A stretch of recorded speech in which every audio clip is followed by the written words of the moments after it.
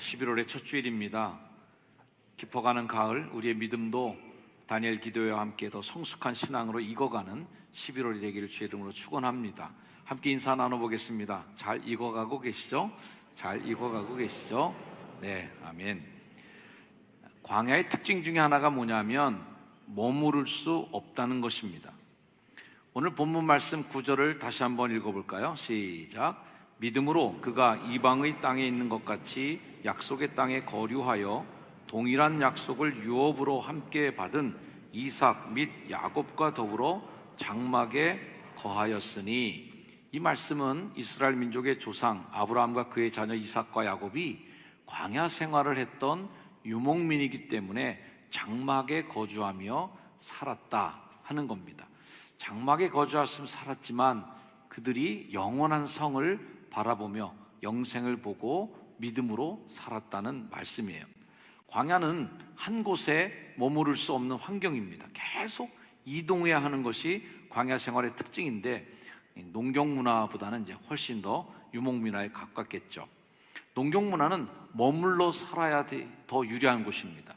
농경사회했던 우리 조상님들은 고향 떠나면 죽는 줄 알았습니다.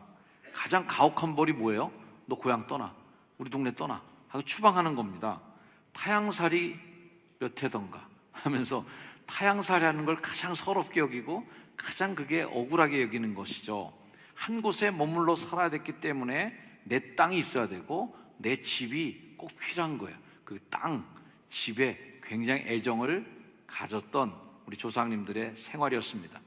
농경 문화는 그렇게 한 곳에 머물러 유리하지만 유목 문화는 달라요. 물과 풀을 쫓아다녀야 되기 때문에 더 넓게 넓은 지역을 돌아다닐수록 유리합니다. 유목민이었던 이삭은 우물 때문에 여러 부족과 갈등을 겪습니다. 아버지가 파놨던 우물을 다른 족속들이 와서 다 메꿔서 너 이곳에 살지 마 쫓아내기도 했고, 우물을 파면 또 뺏고 파면 또 뺏고 하는 일들을 많이 겪습니다. 결국 마지막에 판 우물로 인해서 드디어 이제 갈등이 끝나는 그런 대목이 성경 말씀에 나와요. 이삭이 거기서 옮겨 다른 우물을 팠더니 그들이 다투지 않았으므로 그 이름을 르호봇이라 하여 이르되, 이제는 여호와께서 우리를 위하여 넓게 하셨으니 이 땅의 소리가 번성하리로다. 자, 이 굉장히 중요한 점, 믿음의 고백이라고 생각하는데, 여러 뺏기는 일들이 있었습니다. 그리고 우물을 다 메우고 여기저기 옮겨 다니는 그러한 불행을 겪었는데, 어느 날 딱 보니까 그 옮겨 다녔던 우물 때문에 고통을 겪었던 그 화가 복으로 바뀐 것을 고백하는 거예요. 어쨌든 이리저리 밀려다닌 결과로 인해서 이삭이 얻은 열매는 뭐예요? 넓게 하셨구나. 그 우물에서 계속 살았으면 거기서 끝났을 텐데 여기저기 옮겨 다니면서 넓은 복을 받게 됐어요. 이 고백 속에 유목민의 삶이 묻어나오기도 하는 거죠. 자, 이렇게 유목민과 농업인의 차이가 좀 뚜렷한데요, 광야 사는 사람들, 유목민들에게 가장 적합한 거주 형태는 텐트입니다. 장막인 거죠. 최대한 더 이상 줄일 수 없도록 덜고 덜어낸 결과가 이 텐트, 장막의 경량화입니다. 최대한 군더더기 없이 소박하게 만들어야 장막이죠. 거기 막 인테리어 하고 장식 붙이고 거의 덕지덕지 달아놓으면 이거 장막 용도로서는 꽝입니다. 단순화, 소박화가 있었고요, 신속하게 이동이 가능하도록 이동형으로 만든 주택이 텐트, 장막입니다. 출애굽한 이스라엘 백성들은 하나님이 텐트 생활하라고 먼저 명령하는 대목이 출애굽기에 나와요. 여호와께서 모세에게 말씀하여 이르시되 이스라엘 자손에게 명령해. 그래서 여기저기에 그 바닷가에 장막을 치게 하라. 장막 생활이 드디어 시작이 된 겁니다. 이 광야 유목민들에게 최소한의 보호막이 되어준 이 장막, 텐트는 예배 초소도 텐트로 만들어서 성막이다, 회막이다 하는 예배당도 만들게 됩니다. 당시 장막은요, 검은 염소 털로 만들었답니다. 이 검은색은 암을 유발하는 자외선을 차단하는데 더 효과적이랍니다. 검은색 털을 가진 염소는 다른 염소보다 더 오래 살고 새끼도 많이 낳는답니다. 혹 여성분들 중에 얼굴 하얗지 않아서 스트레스 받으시는 분들 전혀 스트레스 안 받으셔도 됩니다. 더 오래 삽니다. 검은 염소가 훨씬 오래 삽니다. 병도 안 걸린답니다. 옛날 분들이 삶의 지혜가 놀랐죠. 저도 놀랐습니다마는 이번 설교를 준비하면서 자료를 보면서 놀랐는데, 이 텐트를 만드는데도 한 10년 걸리고요, 텐트를 치고 걷고 뭔가 이동이 있을 때마다 계속 걷고 다시 치고 다시 걷고 이런 일들이 많은데, 이 일을 다 누가 했냐면 남자가 안 하고 여자가 다 했답니다.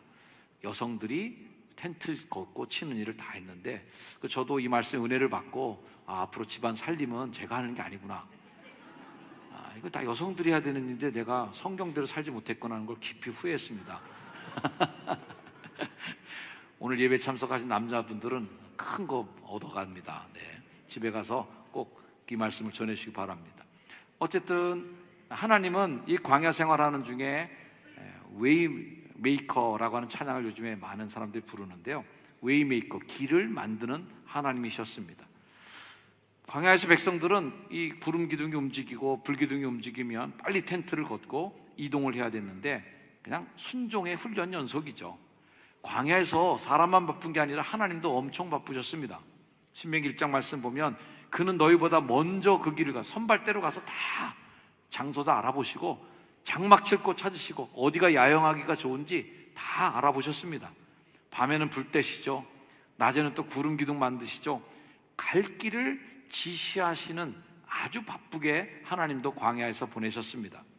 웨이메이커라는 표현처럼 길을 찾으시고 길을 여시고 그 길을 같이 걸어가시는 하나님, 그 하나님이 여러분에게도 하나님이 되시길 주의 이름으로 축원합니다.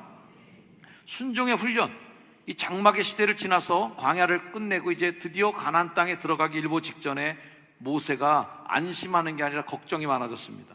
이제 가나안에 들어가면 불보듯 뻔한 일이 일어날 텐데 농업을 주업을 할 것이고 농경 문화의 특징처럼 땅을 차지하고 살 것이고 그 땅에다가 영원히 견고하게 살 집을 건축할 터인데, 그때 그 매일매일 떨어지는 은혜로 살던 광야 생활, 텐트 생활을 끝내놓고 남아도는 음식, 남아도는 곡식들 때문에 잉여 재산, 잉여 시간이 생기면 하나님 신앙 잃어버릴까봐 하나님, 모세가 걱정이 태산입니다.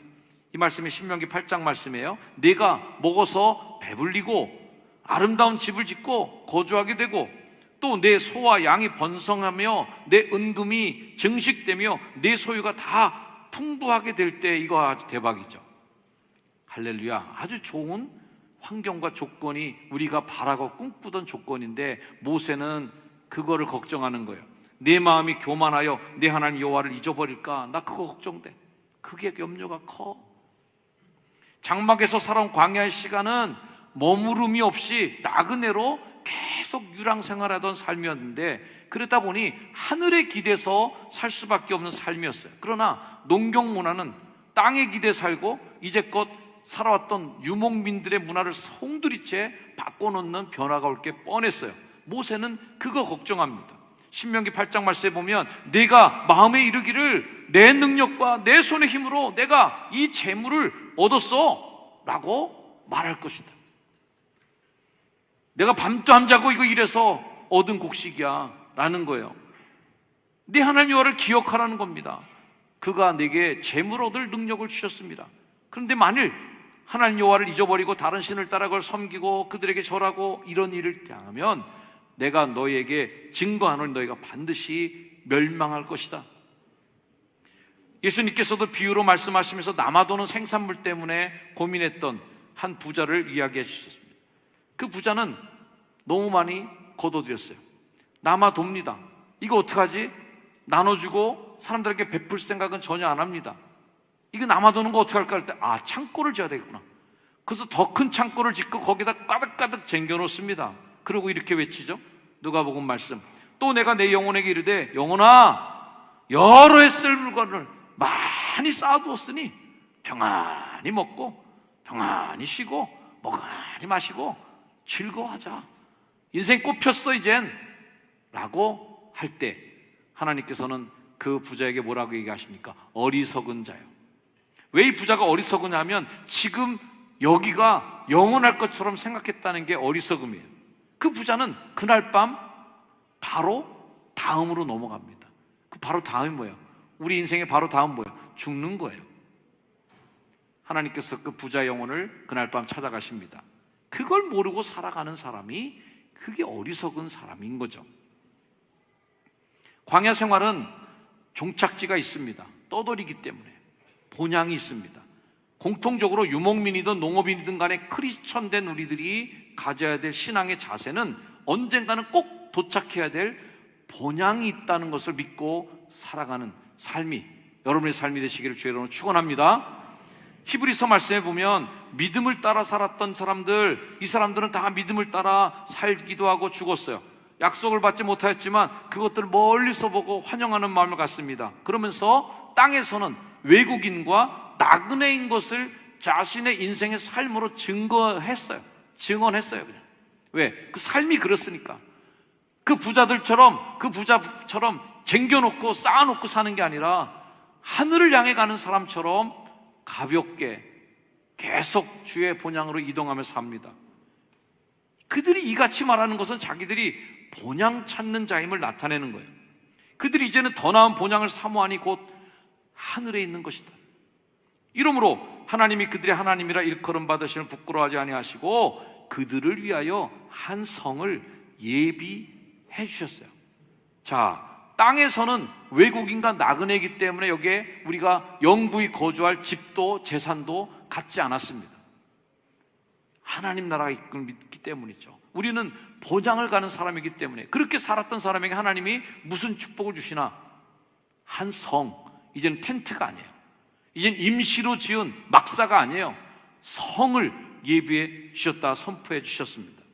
예수님도 승천하시면서 약속하셨어요. 예수님이 나 하늘나라로 가야 돼 라고 얘기하니까 제자들이 안 돼요, 선생님 없으면 어떻게 살아요? 라고 붙잡으니 예수님 말씀하십니다. 야, 너희들 근심하지 마라. 너희는 마음에 근심하지 마라. 하나님을 믿으니 또 나를 믿어. 나 믿지? 나 믿어. 내 아버지 집에 거할 것이 많도다. 내가 아버지 집으로 가는데 거긴 너희들 살 자리가 많아. 걱정할 거 없어. 내가 너희를 위하여 거처를 예비하러 가는데 가서 너희를 위하여 거처를 예비하면 내가 다시 와서 너희를 나에게로 영접하여 나 있는 곳에 너희도 있게 하리라. 할렐루야. 예수님 가셔서 지금 집 짓고 계세요. 우리들 거처할 처소를 준비하고 신부된 여러분들을 초대해서 같이 주님과 함께 그 어린 양의 혼인잔치에 참여하면서 천년의 잔치를 즐기는 하나님 나라를 예비하고 계시다. 소망의 믿음, 이 영생을 믿는 것이야말로 이것이 종말론적인 믿음이고 생의 목적지인 영생이라고 하는 것을 바라보고 흔들리지 않게 쭉장 가는 그 길, 흔들리지 않는 신앙, 천국 소망의 신앙이 여러분의 마음에 신앙 되기를 주의 이름으로 다시 한번 축원합니다. 믿음으로 광야길을 건너서 약속의 땅에 도착한 이들을 축복하시면서 하나님이 예비하시는 선물이 있어요. 그 마지막에 주실 선물을 요한계시록에서 소개하고 있습니다. 요한계시록 21장 1절부터의 말씀, 자, 같이 한번 읽어볼게요. 시작. 또 내가 새 하늘과 새 땅을 보니 처음 하늘과 처음 땅이 없어졌고 바다도 다시 있지 않더라. 또 내가 보매 거룩한 성 새 예루살렘이 하나님께로부터 하늘에서 내려오니 그 준비한 것이 신부가 남편을 위하여 단장한 것 같더라. 내가 들으니 보좌에서 큰 음성이 나서 이르되 보라, 하나님의 장막이 사람들과 함께 있음에 하나님이 그들과 함께 계시리니 그들은 하나님의 백성이 되고 하나님은 친히 그들과 함께 계셔서 모든 눈물을 그 눈에서 닦아주시니 다시는 사망이 없고 애통하는 것이나 곡하는 것이나 아픈 것이 다시 있지 아니하리니 처음 것들이 다 지나갔음이로라. 거룩한 성 새 예루살렘, 우리가 이 땅의 여정, 광야의 생활을 다 마치고 텐트 같았던 우리의 육신을 벗어 던지는 순간 우리는 더 이상 텐트 생활이 아니라 장막 생활이 아니라 거룩한 성 새 예루살렘에서 살아갈 승리의 백성이심을 믿으시길 축원합니다. 성경은 그 성을 준비한 것이라고 얘기합니다. 하나님은 그거 준비해 놓으셨어요. 믿어지십니까? 땅에서 장막집 살면서 믿음 지키고 나그네 때를 인생의 남은 때 우리가 인생의 마지막 순간까지의 삶을 두려움으로 믿음을 지킨 이들에게 하나님은 준비하고 계세요. 여기까지만 와라. 여기까지만 도착해라. 내가 준비한 거 있어. 하나님이 함께 사는 집, 하나님의 장막이 우리 함께 거하니까 더 이상 사망도, 더 이상 고통도, 더 이상 곡하는 것도, 더 이상 아픈 것도 없는 그곳에서 영원히 살게 될 거라는 거예요. 할렐루야. 이 축복을 누가 받느냐 하면 처음 것들이 지나가더라. 이게 축복이에요. 우리에게 처음 건 뭐예요? 내가 부모로부터 물려받은 처음 육신, 내 영혼이 잠시 거주하고 있는 내 몸이 처음 거하는 집이에요. 요한계시록을 쓴 요한의 생각과 사도 바울의 생각이 동일한 선상에 놓여 있습니다. 바울도 그걸 믿었어요. 고린도후서 말씀에 이렇게 고백합니다. 만일 땅에 있는 장막집이 무너지면, 이 땅에 있는 장막집이 뭐예요? 이 몸뚱아리. 내가 이 육신이 무너지면, 이게 죽으면 하나님께서 지으신 집이 있어요. 손으로 지은 게 아니라 하늘에 있는 영원한 집이 여러분에게 있는 줄 주의 이름으로 믿고 하나님께서 그 주신 믿음의 소망으로 살아가길 축원합니다. 우리는 걱정이 없는 거예요. 내 몸뚱아리, 땅에 있는 집은 임시 거주 형태예요. 장막집이에요. 바람 불면 자꾸 낡아지고, 바람 불면 흔들리고, 기둥이 흔들리고 말뚝이 뽑혀 나갑니다. 그게 우리의 육신이에요. 병듭니다. 늙어갑니다. 주름이 있습니다. 근육이 빠집니다. 뼈가 아픕니다. 늙으니까 힘이 빠집니다. 우리 모두가 다 그 나라를 향해 가고 있는 존재들이에요. 죽음을 향해 가고 있다. 처음 것들이 지나가리라 한 그 삶을 살고 있는 거죠. 고린도후서 4장 16절 말씀처럼 우리가 낙심하지 않으니 우리의 겉사람은 낡아지나 속사람은 날로 새롭도다. 성경도 이해했어요. 우리의 겉사람은 낡아지는구나. 저는 목요일 바로크 싱어즈 공연 후에 우리 김효순 권사님 신방도 했는데 권사님 많이 약해지셨습니다. 음식을 드시지 못한 채 링거로만 영양을 유지하시는 지가 꽤나 오랜 시간이 지났습니다. 권사님 손 붙잡고 권사님의 몸을 어루만지면서 기도해 드리는데 많이 약해지셨죠.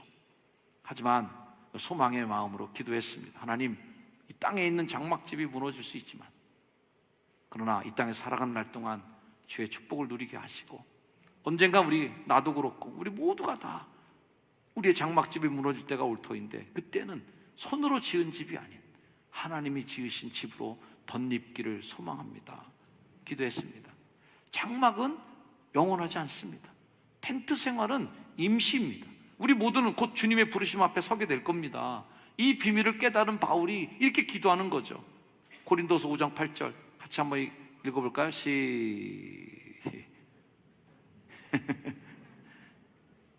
고린도서 5장 8절 말씀 제가 읽겠습니다. 우리가 담대하여 원하는 바는 차라리 몸을 떠나 주와 함께 있는 그것이라. 차라리. 왜 바울이 이렇게 고백합니까? 이거 죽고 싶어서 난리 난 사람이 아니고 염세주의자도 그리고 회의주의자도 아닙니다. 더 나은 게 있다는 확신이 있기 때문에 그런 거죠. 몸을 입고 사는 동안에도 최선을 다할 거예요. 최선을 다해 전도할 거예요. 최선을 다해 선교할 거예요. 하지만 천국이 내게 있는 걸 확실히 믿으니까 이 텐트 생활하는 장막집에 살아가는 광야 생활이 끝날 때 우리가 더 좋은 집에 거할 걸 믿으니까 차라리 몸을 떠나 주와 함께 있는 거, 그거 내 소망입니다. 사랑하는 성도 여러분, 우리는 광야에서 장막에서 살아가고 있습니다. 그러나 곧 우리 구주 예수 그리스도께서 예비하신 영원한 생명의 집에 우리 모두 들어갈 수 있는 축복의 주인공들임을 믿으시기를 주의 이름으로 축원을 드립니다. 나그네는 누구입니까? 떠날 준비를 갖춘 사람이에요. 여기가 영원한 것처럼